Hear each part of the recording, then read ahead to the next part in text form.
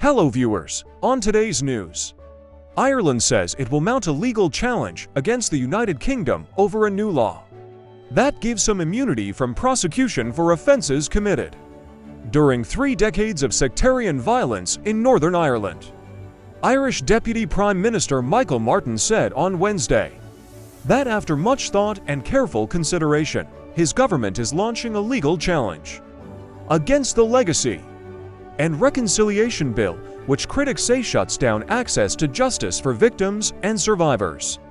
The law, passed in September, stops most prosecutions for alleged killings by armed groups and British soldiers during the Troubles. The 3 decades of violence in which more than 3,500 people died.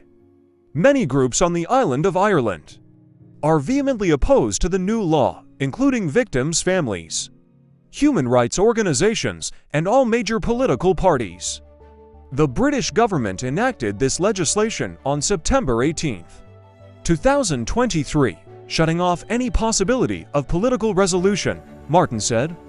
We now find ourselves in a space where our only recourse is to pursue a legal path, Irish Prime Minister Leo Varadkar said. The case would be taken to the European Court of Human Rights in Strasbourg, France. Ireland plans to argue that aspects of the law are incompatible with the UK's obligations under the European Convention on Human Rights. The United Nations and the Council of Europe have backed Ireland's position, Varadkar said. It is something that we're genuinely doing with a sense of regret and would prefer not to be in this position. But we did make a commitment to survivors in Northern Ireland and to the families of victims that we would stand by them, he said.